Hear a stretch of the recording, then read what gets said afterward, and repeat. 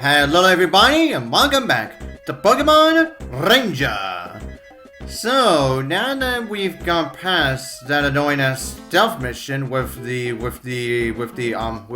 from bug types, now we are gonna get the missing set of parts for the Aquamole.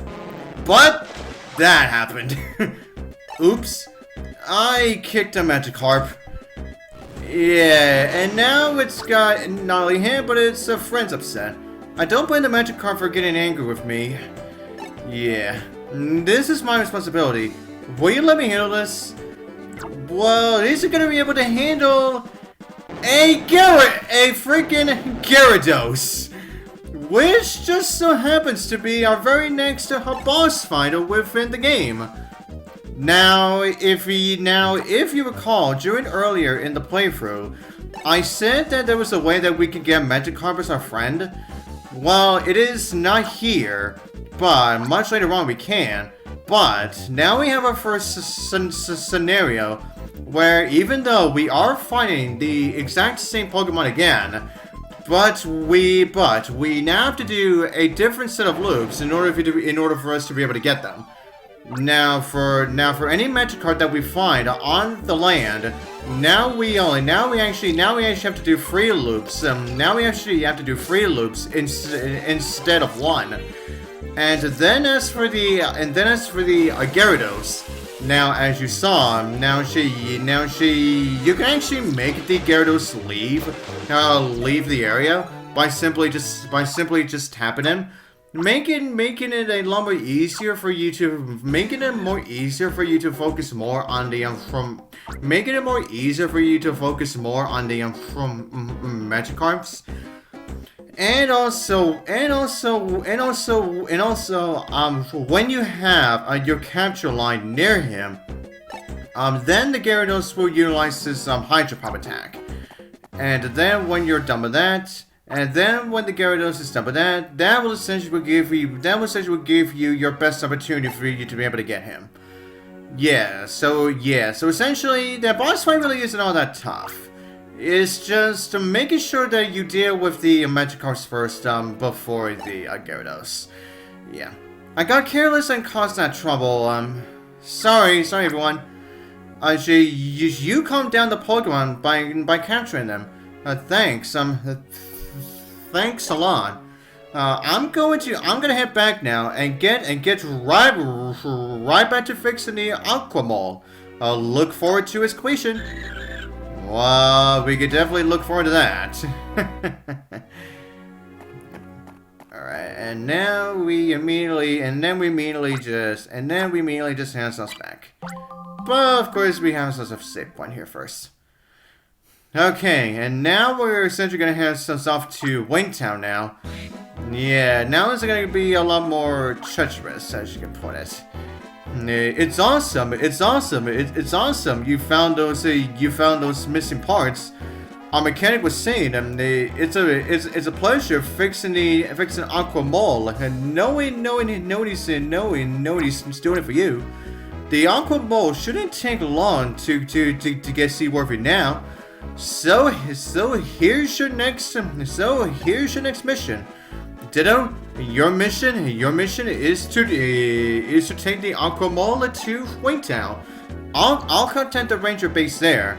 The leader there is a lady named Elita. She's aloof and cold.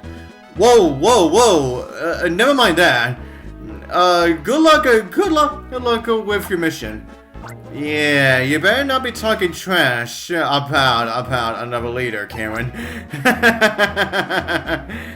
Now, I guess I should say this as well. Yeah, now we're gonna hand ourselves off to Wintown. Now, before we get to that, yeah, we're actually gonna be now as Cameron said right there, we're actually gonna be going for a cave. Which can definitely not only be a treacherous cave, but it can also be a very long time before you even get to a safe point. So yeah, make sure you are properly, high leveled you make sure that you are high leveled enough so then you can actually get yourself essentially off around the majority of that cave. And I guess I was just saying this as well too. There's gonna be something important that we're gonna be dealing with inside of that cave too. Yeah. And it's definitely something that definitely made me lose a bunch of times when I first played this game. It is essentially the same ordeal as what I went through with Charizard. Is essentially what I went through with Charizard. Yeah. Now I'm pretty sure I didn't say this before, but if I didn't, I may as well say it here. Now during that Charizard fight, I definitely lost a bunch too. Then as for the big fight that we're gonna get ourselves to during our way through to the cave, but before we get to Wintown, yeah, it's definitely another fight that I also lost a bunch to. Yeah, and I definitely just cannot wait to go back to that again. Oh boy. Although, and I guess I'm just saying this as well too, we're actually going to be getting, now as we go for the cave, we are definitely going to be encountering a whole bunch of Pokemon there. Yeah, but anyways, now we're going to be starting off our next mission, Aquamole to the north. And as we are now on the outside of Panula Cave. Now, immediately as soon as we get there, we see a fisherman with Magikarps. I wonder if we've seen a fisherman with Magikarps before. Yeah, probably when we were at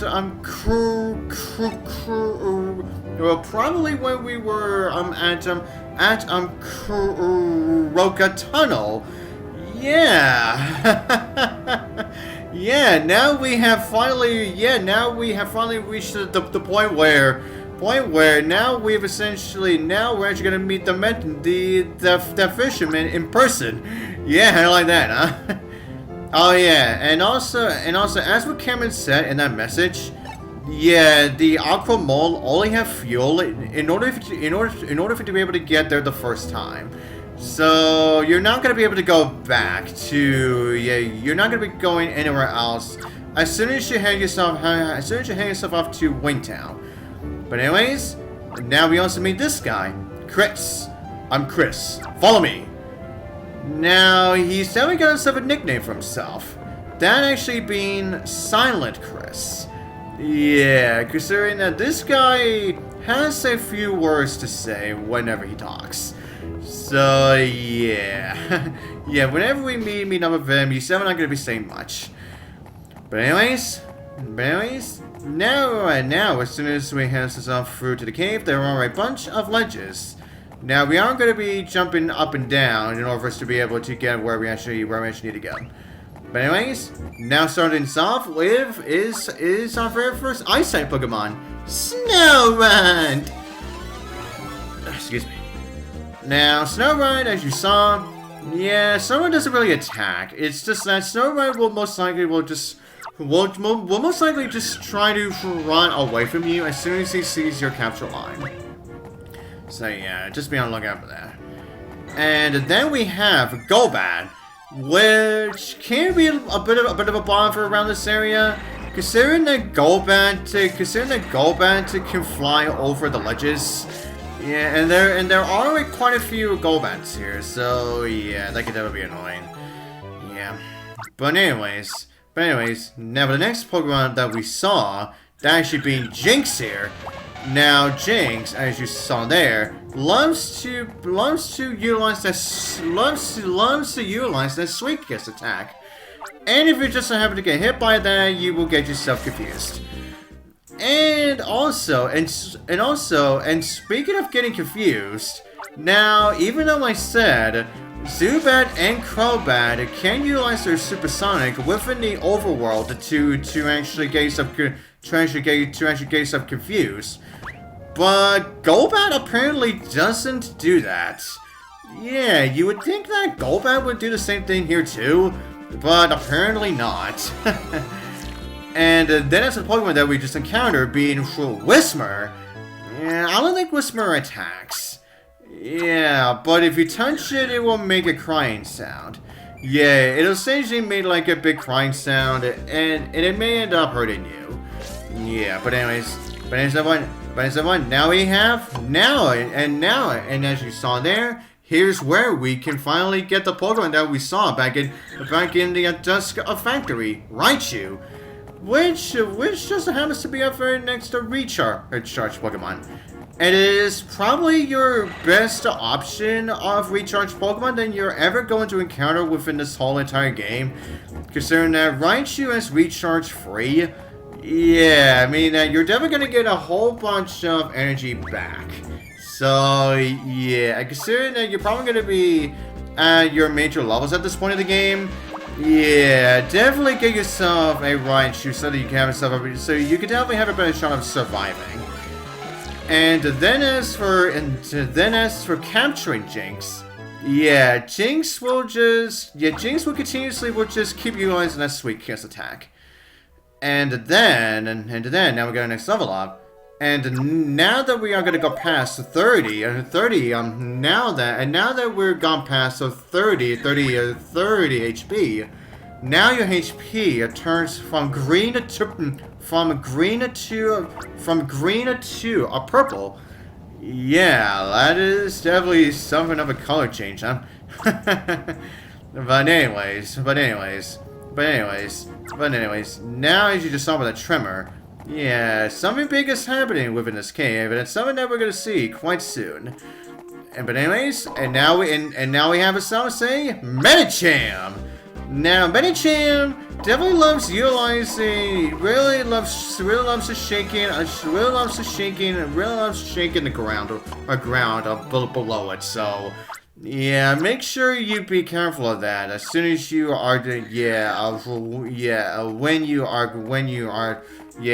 you are trying to get that Medicham. But anyways, now we have Chris here again. That's Steelix, and that Steelix is asleep. It's in the way. Yeah, that tremor that we heard and saw, it was actually the cause of his Steelix here, who is apparently has fallen himself asleep. And the only way that we could get him to wake up is if we spray it with free water. Now, the only other path that we haven't gone to yet is by going down this way. And along the way, we have ourselves our very first Solrock. Now, Solrock really loves Flash in the field. Yeah, like that.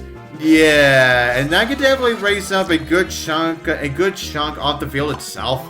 Yeah, so just be very careful of that as soon as you're, when you get yourself to encountering with the Solrock. But anyways, now the reason we have Medicham is for something definitely worth noting of getting your browser completed is because, we're gonna need a Medicham to smash down this rock. And as you also saw, on the other side of the boulder is where we're gonna be encountering Wobbuffet. Now, Wobbuffet acts essentially the same way as coughing. Yeah, as soon as you do one capture loop, Wobbuffet will expand himself. Yeah, I don't get why confident Wobbuffet do that. Yeah, that is just so weird. Yeah. But anyways. And now we have the Pokemon that we're definitely going to be needing in order for us to be able to wake up the Steelix. Poliwrath. Now, Poliwrath essentially is a much more difficult Pokemon than Poliwhirl. Because not only you have to do a few more capture loops to get the Poliwrath, but the Poliwrath will for the most part, will attack as soon as you are just about done capturing him. So, yeah, that can definitely be really annoying to deal with. Yeah. But anyways, now we may as well just get rid of it. May as well just get rid of Jynx here. Oh yes, right. And oh yes, right. And also around here, we also have a few Poliwraths here too. Yeah, just in case if you just so happen to need one. But anyways, next we're just gonna go back and utilize our Pokésist on the Steelix. Now I may as well go over our very last Pokésist in the game. That of course being Ice. Now, when you utilize the Ice Pokésist, now when you perform your loops, they will form patches of ice, and it will leave the opponents frozen. And the effectiveness will last of their Pokésist will last up to either 10, 20, or 60 seconds. Yeah. And this one, and the Ice Pokésist is definitely something that we're definitely going to be needing for something major later on down the road. You're definitely going to see what I mean for when we get to that. Good going. Let's move. Yeah, like I said, that guy is mostly known as Sonic Chris because he barely has any words to say. Alright, there's the same point right there. I forgot about that. Right, I completely forgot about that. Next we go around this area. Now we have a Dusclops. Now, unlike what we went through with the Ghastlies, yeah, now we have our first ghost Pokemon that does not try to abduct your own Pokemon. Yeah, so thankfully there are a few ghost types in the game that do not try to abduct your Pokemon. So yeah, that's something worth noting. But anyways, now as you saw up there, there is a hole up there. Yeah, that's something that we're definitely going to be getting ourselves into much later on. Yeah, but anyways, now we have ourselves down to a very slippery field, and now here's where we meet the now here's where we meet the Wintown leader, Elita. You're Ditto. I'm Elita, the leader of Wintown. You've already met Chris. I call him Silent Chris for obvious reasons. You don't have far to go to the Wintown exit, but there's a problem. There's a situation up ahead. A little Piloswine is on our rampage, and the corridor to Wintown is unusable. Yeah, there's actually more than one Piloswine there. I think it's from the tremors, but a baby Swinub got separated from the Piloswine litter. If the Swinub is found and returned to the litter, the Piloswine should calm down. I have to investigate the cause of the tremors. So I would like you to deal with the Piloswine litter. Leader, on the way, there was a rarely seen. There was a Steelix? That must be cause of the tremors. Chris, guide me there, please. Alright, so while they try to take care of the tremors, we're now going to be taking care of trying to get that Swinub, trying to get a Swinub back to its family. And as you saw, the Swinub literally just came out of that hole. And the way for us to be able to get to that Swinub is if we fall down in this hole right here. But as soon as we do, we're gonna get ourselves into a major ice save, a very slippery slide, and a very long. This big slide are even more of these holes here. And if you manage to fall into, and if you fall off by just one of them, yeah, you essentially will fall like right in the center, between the Swinub and the Swinub, and also where the Loudred is. Now there actually are two exits in order to be able to get to. And as you saw, I almost got to where I needed to go to. Well, it was more so the pathway I want to go to if I want to be able to get to that Loudred. But if we want to be able to get to the Swinub, we actually have to go down towards the left path. But I definitely want to go after the Loudred first. But anyways, then, okay, but now as for the Loudred himself. Now, Loudred essentially acts the same as the Whismur. Yeah, where he will create those sound-based attacks. Yeah. As soon as you either tap him, or when you are just about to get him. So yeah, Loudred is essentially just as basic as you could possibly get, really. Yeah, but anyways. Oh yeah, and as you might have saw down there was a Glalie. But I'm not gonna go after him yet. Yeah, I'll deal with that in just later on. Yeah, I'll deal with Glalie after we take care of the Swinub and Piloswine problem. But anyways, and now the left pathway, there we go. And now we have Swinub. Now Swinub will charge as soon as he sees your Styler. So yeah, just be very careful about that. But anyways, yeah, now here's where we're gonna say goodbye to Solrock. Okay, and now let's eventually bring the Swinub. Now let's eventually bring the Swinub back to the Piloswine. There you go. There you go. Now the Piloswines are happy. Yep. And now here's where we say goodbye to them. Yeah, very slow, like, by the way. But anyways, now we take care of that. Now we can keep going. And now here's where we're gonna be getting our very own Glalie. Now, Glalie, unlike Snorunt, will attack you. Yeah, and you saw with that Aurora Beam. Yeah, Glalie can be quite a nuisance when it comes to that attack.